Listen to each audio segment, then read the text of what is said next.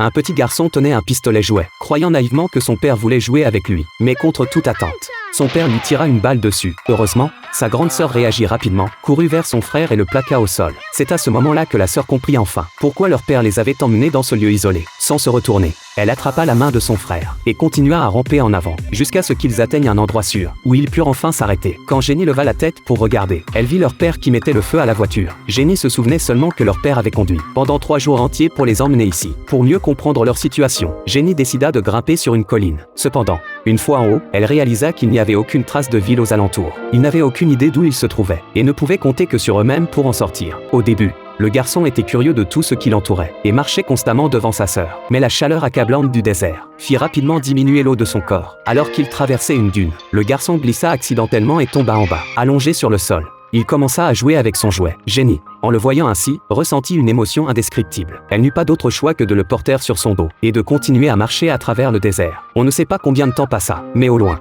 une petite étendue de verdure apparut enfin. Jenny resta figée, croyant qu'il s'agissait d'une hallucination. Heureusement, son frère se réveilla à ce moment-là, et se précipita vers l'avant. Ils découvrirent qu'il y avait une source d'eau, et que les arbres étaient couverts de fruits. Affamé et assoiffé, le garçon plongea dans l'eau, et commença à boire à grandes gorgées. Après s'être rassasié, ils s'endormirent profondément. Cependant, dès le lendemain matin, l'eau dans le ravin s'était complètement évaporée. Jenny regarda tristement la rivière asséchée, se sentant désemparée. Pour aggraver les choses, ils n'avaient pas pensé à stocker de l'eau la veille. Sous le soleil brûlant, ils étaient allongés par terre. Haletant, c'est alors que le garçon aperçut soudain une silhouette au loin, un homme tenant une lance, chassant des lézards à proximité. En même temps, l'homme, un indigène, remarqua la présence des 2 enfants, mais ne parlant pas leur langue. Il ne comprenait rien à ce qu'ils disaient. Voyant leur absence de réaction, il finit par faire demi-tour pour partir. Le garçon comprit soudain et demanda à sa sœur de lui demander de la nourriture. Cependant, malgré ses efforts, Jenny n'arrivait pas à se faire comprendre. Voyant que sa sœur ne parvenait pas à communiquer, le garçon se mit à gesticuler pour se faire comprendre. L'homme comprit alors ce qu'il voulait dire. Il planta un roseau dans le fond du ravin asséché, et en tira rapidement de l'eau. Impressionnée par les compétences de survie de l'homme, Jenny décida de suivre John, emmenant son frère avec elle.